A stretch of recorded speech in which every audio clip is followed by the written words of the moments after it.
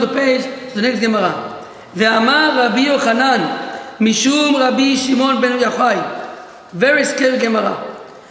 קשה תרבות רעה בתוך ביתו של אדם יותר ממלחמת גוג ומגוג. Listen to this. You know what's Gog and Magog, right? You heard about Gog and Magog, right? You watched the movie, right? What's Gog and Magog? Final war. The final war, right? Million of dead, everything, right? This is what it says. קשה תרבות רעה בתוך ביתו של אדם יותר ממלחמת גוג ומגוג. If בר מינן, one parent, right? He has in his home, one child, he rebel against him, against the parents. It's harder, it's more difficult than Gog and Magog. Understand? If a parent has in his house a child that rebel against the parents, doesn't keep Torah, doesn't keep anything, he wants to kill the father, it's worse, it's more difficult than Gog and Magog. How do I know? Look at the pasuk. שנאמר, מזמור לדוד בבוכו מפני אבשלום בנו. Right? It says David HaMelech was saying Tehillim when he was running away from his son Avshalom. You know, Avshalom wanted to kill his father. Avshalom was David HaMelech's son, and he wanted to kill his father, and his father had to run away. Listen what it says about him. Hashem, ma rabu tzarai, rabim kamim alai. How great is my depression, how great is my tzavot, my sorrow. Look how much I suffer. Rabim kamim alai. Listen to this, what David HaMelech, the term he used. He said about his son rebelling against him, ma rabu tzarai. Listen to this. Ve'ilu גבי מלחמת גוג ומגוג, about the final war, what it says, למה רגו רוגשים ולומים? Why the goyim are wasting the time? Who's they fighting with Hashem? Are you nuts? למה רגשו גויים ולומים יגוריק? Why are you making so much noise and so much nonsense? ואילו מה רבו צרי לא כתיב. Which means, when David HaMelech was talking about Gog and Magog, he didn't say, מה רבו צרי, how difficult is going to be Gog and Magog. He didn't say such a thing. But when it's coming from you inside, it's more difficult. Why? Why is it like this, Moshe? Why, when you have a son, lo alechem, in your house, that rebel against you, is more difficult than Gog and Magog? I have no idea why. I can't understand why. It should be much easier. He was a warrior. It's a warrior country. He fought wars, and for him, this was the hardest thing in time. Why? Why a son against you is harder than an enemy? Have an answer? You're talking about a son that wanted to kill him now. Different Right. story. Okay. That's a whole different Gog and story. Magog also come to kill you. That's a different story. Gog and Magog also come to kill you also. I understand, but a son that wants to actually kill you dead is, that's a deep, disgusting thing. Why is the answer? Because he's part of you, and he wants to kill you dead. You love him so much. And therefore? And therefore, it's a complete disaster. What do you mean therefore? It's a disaster. More than this, when your son come against you, you don't want to defend yourself. You can't defend yourself. You are in a big dilemma. Should I save my life and kill him, or let me kill me, right? And keep him alive? It's my son. When an enemy come against you, who cares? If I kill him, finished, right? But here, it's your son coming against you. So what are you supposed to do? You're supposed to kill him? He didn't know what to do. He didn't kill himself. He had people that did. No, at the end, he died by himself. It says that... he got his hair caught in the tree. Exactly, very good. This is how he died. He was running on his donkey, right, on his horse, whatever, and his hair got caught on a tree. The donkey kept going, the horse, and he was hanging on the tree until he died. His enemies saw him. Right, actually, why did he die with his hair? You know why? Why with his hair? Why with his hair?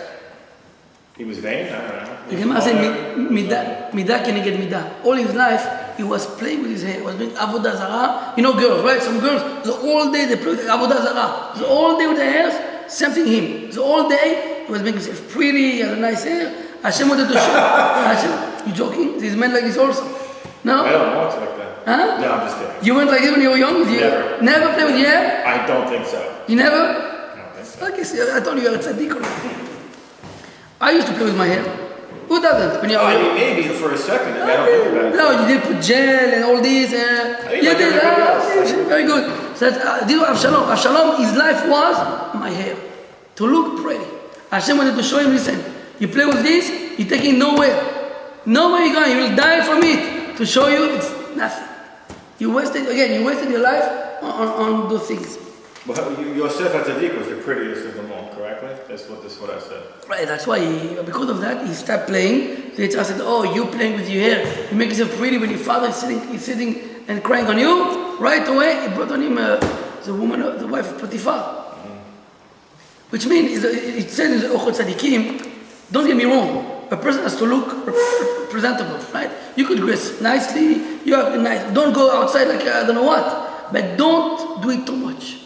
You don't have to wear the most important, The Arabs are much better than us in the Jews in this department. The Arabs are much better than Jews. What are you talking about? In What are you talking about? In what? In modesty. In what? In modesty? What are you talking about? He's right. Modesty, yes. You know why? Because everyone has 25 women, right? They have 25 wives. Women are talking about. Huh? So what are you talking about? The women are much more modest. The women, they have no choice. They have no choice. If they don't, they kill them. They have no choice. That's not called modesty. If you have no choice, right? Look, it says that the Baba Saleh, he says that. I wish we wouldn't give our women. Let me answer you. In 1980s, right, was a big in Israel. A lot of people were becoming more modern, which means stop covering their hairs, and youth. Women started wearing pants, and tzaddikim, they see that from all this averot, right, a bad angel was created, and was a bad gezerah on the Jewish nation, a bad decree. Tzaddikim are able to see all this. The tzaddikim weren't able to move over the bad decree, but they decided with the tefillot, Hashem, you putting it on us. Let's put the test on someone else and see what happened. It said that in 1975, what happened? In Iran, they used to be also very dressed like this. Suddenly they switch. They all become very modern, and also look today. The women are there, they're not senute, right? So the goyim, the same thing. The goyim, it's only when they are forced to, but deep inside, like he said, the Arabs are behemoth. Chazak u'baruch. The woman is very modest. He's right. She's very modest. But under her clothes, she has a bomb, and she go blow up herself. That's called modest. Listen. One minute. That's called modest. She take a little boy and she send him to be killed. Go, kill yourself. That's called to be modest. That's called to be hypocrite. You know what hypocrite mean or no? Hypocrite. You are dressed nicely, but deep inside. The Jews have a long way to go in this department. Chaz v'shalom. Again, I don't know who you're living with. Come to Lakewood. I went to the Cedar Shul, let me tell you, there was a lot of distractions there. Again, a lot of distractions. Wait. Go to a place, go to Iran, and you see how much distraction you have. By the way, in Turkey, right? All the Zonot, all this, where are they? Where are all these places? Where are they? Go in Turkey, go look over there what's going on. Well, Turkey's not a Muslim country. Really. Oh no, so what is it? Not so much. So what is it? It's a mix, it's Greek. No. It's It's all Muslim country. I can ask you a question. So what I mean? So Chazak u'baruch, so they're not modest. They're not called modest. It's not modest. To be dressed like this and in your house, to do all the aviad of the world, that's not modest. Right? Every Arab has 25 women at home, and it's all, right? That's not called modest. If she leaves the home, they kill her. That's modest. It's not modest. She has no choice. Take this one. Well, I wish we wouldn't give our women so many choices. Chaz v'shalom, we're not behemoth. We're not animals. You don't own your wife. She's not yours. You have to teach her how to be modest, but you can't go with a gun and tell her to be modest. It's chaz v'shalom, it's not yours. Right? Yes or no? There should be some ways to get them to be more... Yes, what about you? What about me? I dress very modest. Very modest. I dress very modest. Can I come with my gun and force you to be more? What happens if I come with my gun and force you to be more? I can't be. I mean, what do you want me to do? I'll do it. I tell you, right, not modest, but in other things. Come to shachrit, put tzitzit, put tefillin, study Torah. You will look at me as what? I don't know. It's different with the men. Why is different? Because now it's not get to you. Now it's me, the big me. Please don't because start they're up. flowers. The women are delicate flowers that belong to us, and they should be more careful. I have no idea what he's talking about. So let's just Gemara. But you're right. But you should know that our women are all holy. The reason why we're like this, we live in a society that, look, listen, when we used to live in Syria, the woman used to be very modest. We came to America, and a society like this, we are affected by the society. It's not we, it's not, it's for, exactly, right? Take a woman from Syria, from Egypt, bring her in America, after 2 weeks, she doesn't know. I sent you on a paper. 2 weeks, no more 2 weeks. So Chazak u'baruch, so this Jewish woman, she's not doesn't know, but she's not dressed properly, but she's still better. Take any woman from Egypt, leave her 2 weeks in America, she doesn't know. I prove it to you. I told you, a couple weeks ago, I was by the gas station. There's a gas station, right? And I started talking with the guy. Where are you from? Egypt. He said, it's Ramadan today, but here in America, I'm not going to keep it. I asked him, how long ago are you in America? 4 weeks. 4 weeks he's in America, and already he put his religion in the garbage. 4 weeks. Right? How many years are we in America? How many years are we in Galut? And we keep Yom Kippur, we keep Shabbat, we keep all those things. So chaz v'shalom, we can't compare any Jew to another nation. We are much better than all of them without any doubt. Any safek. Look only at the good in people, never at the bad. Understand? No. Okay. Nope. If you want Hashem to look only at the good in you, teach yourself to look only at the good in people, never at the bad. Understand or not? I understand, but it's got to be a mix. It's got to be a mixed bag. You've got to, round it about and try to lean towards the good, but you can't overlook. You have to understand it. Again, you cannot say some other people are better and let you put in the text. Take a woman from Syria, from Egypt, put her in America, after 2 weeks, you'll see what she'll be. You can't tell me, look at them in Afghanistan, they with the chador. Chazak Baruch. She has no choice. She has no choice. Exactly. She'll get Chazak Baruch. Put her here and let's see what happens. You can chaz v'shalom, never compare with but by the way, why are we better? Why are we better than them? Why are we better than the Muslim and the Christian? You know why? Because we have the Torah. Because we have the Torah. We have the Torah. That's why we are holy people. We have the Torah. The Torah was given by Kadosh Baruch Hu. That's why we are better than any other religion on earth. When we do mitzvot, we keep Torah. It's the Torah was given by God. We didn't make it up. We didn't make up our religion. Muhammad, he went in the cave, he came out. I saw Angel Raphael, Angel Gabriel, Chazak Baruch. Our Torah was given by God. We didn't make up the rule. Listen, Danny, I also could be a good Muslim. I make my new religion. I keep what nice for me. What's not nice, Chazak Baruch. That's because you're a good person. You made up your religion. Right? If the Quran says you could kill any Jew. In our religion, we do things that Hashem told you to do, not you.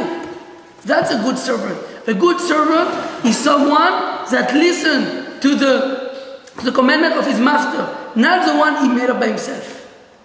That's why people love us so much. You know why people love us so much? Because we are humble. We listen to Hashem. We have Torah, and we listen to the Torah. We don't change the rule. We don't make up rules. You understand or no? They made up the rules. Chazak Baruch, he made up rules. Chazak Baruch. It was nothing. It was exactly nothing. You think Muhammad will have Olam Haba? Ask me a question. You think Muhammad will have Olam Haba? I really have no clue. I'm telling you, he had Gehinam, without a doubt. Gehinam, on the barbecue. Why? He made up a religion against Hashem, right? He went, Yeshu. You think he has Olam Haba, Yeshu? Again, it's not my business. Now suddenly it's not your business. A second ago, to speak bad about Jewish people was your business. No, I mean, was your business. But now suddenly to speak about them is not your business. By the way, what does Yeshu mean? Listen, Yeshu died thousands of years ago. Yeah, he probably does. He probably So does. what? So he's what? not barbecuing today. I mean, the guy's obviously, he's either paid his price and he's gone. Finished. Or he's either his name is extinguished forever. Finished because of or him. he's tried and he's got to because of him. Until now, every person that do keep his religion, his so-called religion, is a sinner, right? Because of him. He is the one that called millions of people to sin. Well, hold on a second. Yes. He didn't tell everybody that after I die, he maybe He did. Maybe they said that. Let me ask you a question. You go and you put a bad picture, right, of a woman not dressed outside, right? And every person that passes in the street look at it, right? So you made the sin because even once you die, the person in the picture is still there. Any person that passed by and look at it because of you, you sin. It's your sin. And the opposite is true also. Let's say you come to shul, you made a donation, and because of you there's a Bet Knesset. You gave a Sefer Torah to the shul. You gave Sidurim and Chumashim to the shul. Even after you die, every person that used these Sidurim, these books, right, is to your credit. To your credit, right? That's why you have to be very careful with the action. Anything you do, right, it has repercussion forever. Every person is called Lifnei Iver Lo Titen Michshol. Again, you don't go back to this. Our religion is better than the other. You know why? Because we didn't make it up. We didn't make up anything. We are the only religion that we are standing by Har Sinai with over 600,000 people, and we testify, we witnesses the whole world, Hashem gives the Torah. Right? The other religion made up was one person. One person made it up. He went to the cave, he drank a little Zachlawi, he came outside as Omar Gabriel. The other one, he became a Mumar and he made up his religion. We are the only religion that was given by Hashem, right? Witnesses with over 600,000 men. The whole world saw it. Got it or no? That's why we are better than any other religion, without a doubt. Because we're keeping the Torah of Hashem and not the Torah made by men. You got it or no? The Arabs don't know that this is made by men. They think that that's... Of course they know. They know that Muhammad is God. Of course they know. They think that he was a prophet. So what? They made it up. And that he was prophesying. Good. By us, Moshe Rabbeinu was the prophet. We were there, standing in Har Sinai, and Hashem was talking. Right? He made it up. It was one man. There is no proof. Right? We don't believe that Moshe made the Torah. We believe we were there by Har Sinai, and the Kadosh Baruch Hu himself spoke to us, and he said, Anochi Hashem Elokecha. Hashem says to us, no man. Moshe Rabbeinu didn't write it.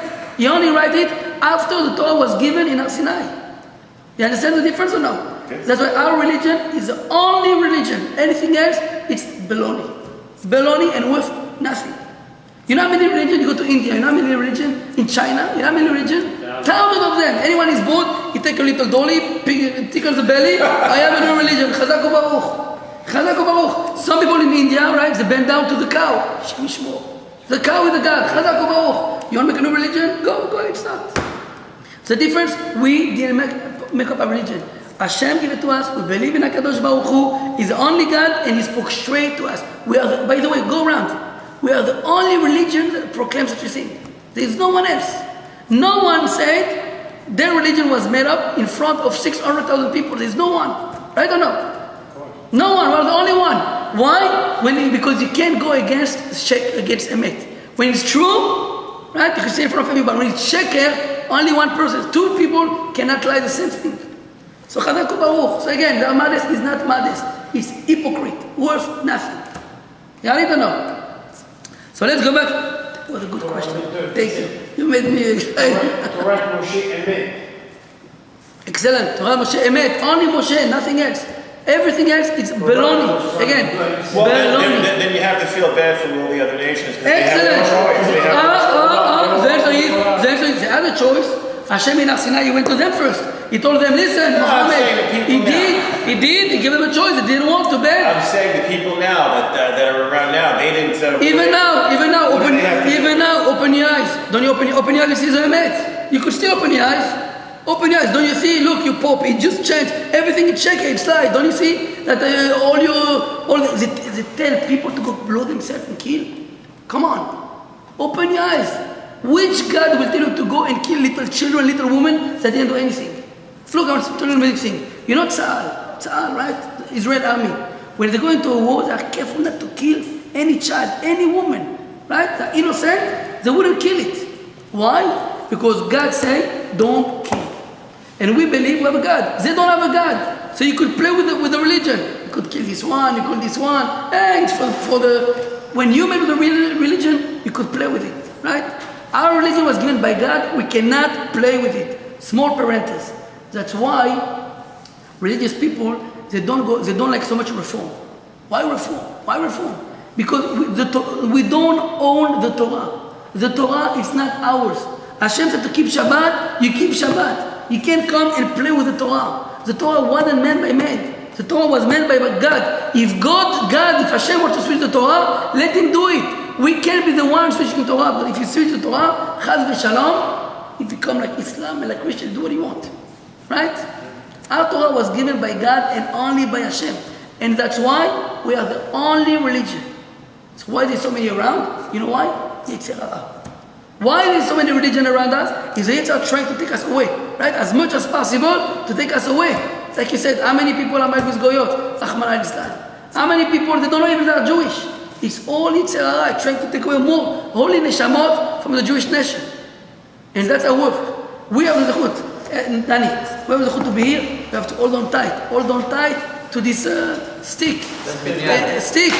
And try as much as possible to keep the Torah, keep mitzvot. And you know why? You know what? Pray for your brothers. What's the worst aviad? גילוי עריות, עבודה זרה, שפיכות דמים. עבודה זרה, or They are third of them equal. גילוי עריות, עבודה זרה, and שפיכות דמים. Murder. You cannot kill someone else. You cannot kill someone else. You cannot do immorality relation, right? What was David's big sin? I figure, what was David's big sin? What did he do? Did he go with somebody's wife? This is what it says, right? But the Gemara, What did he do? he sent a husband to the army, to the front, right? And he was killed, and then he married his wife. Knowing ahead of time that he would probably be Wasn't his guilty. mistake that he asked Hashem to be tested? But right, but the Gemara said that no one should say David HaMelech was sinned. The Gemara said that really this man was chayav mita. He did it a sin and he was supposed to die. He had to die. No, but forget what he had to do. In David HaMelech's eyes, he had no right to kill him. He's not the guy's savior. He's not his God. What did he do? Right. Did he mentally know that he was going to get killed in the front line? The Gemara said, right, it was it's a big dispute with the Gemara if he sinned or he didn't sin. But mentally he knew that sending this guy... Some said, so and that's why all his life he had to do teshuvah. By the way, I want to finish with this. It says, the Gemara said that Shaul did one mistake in his life. One mistake in his life, his name is Victor, and Shaul, the Gemara in Yoma said, Shaul in his life did one mistake, and because of that mistake, right, he lost the crown. He lost the kingdom. David HaMelech in his life did two mistakes, and he still didn't lose the kingdom. It says, Hashem told Shemuel, he told Shaul to go and kill Amalek. Kill all the Amalekim, right? Kill their sheep, kill all of them.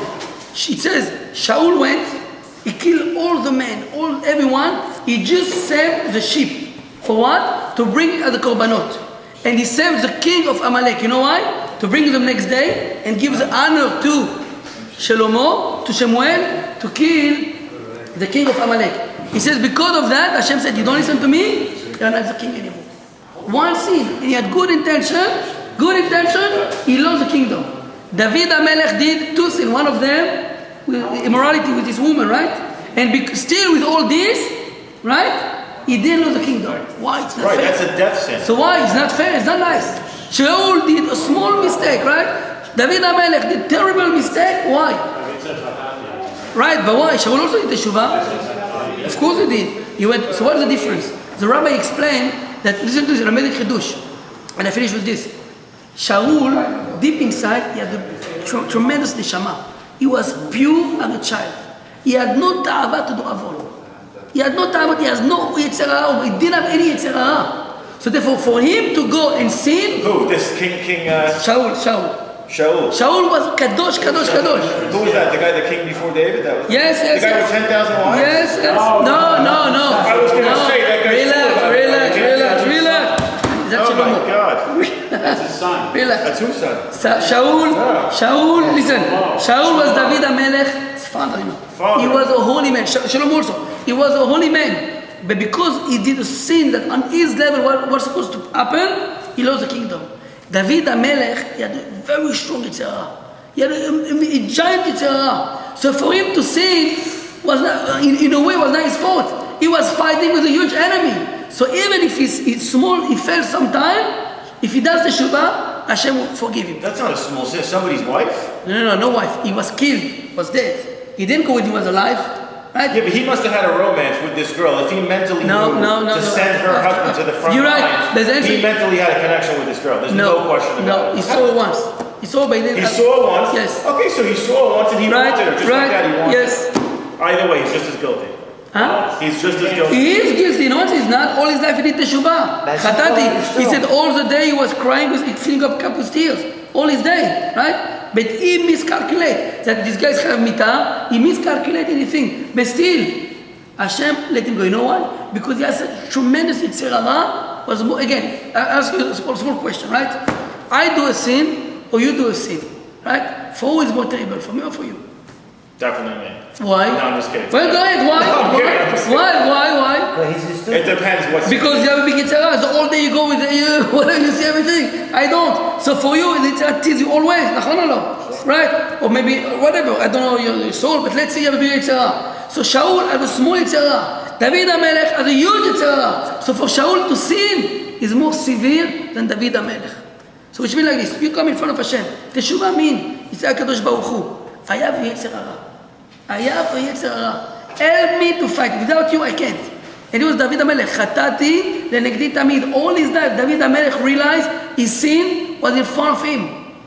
By the way, what is teshuvah? Teshuvah is to have in front of your eyes the sin you did. 1 minute. The sin you did, the sin you did should be always in front of you.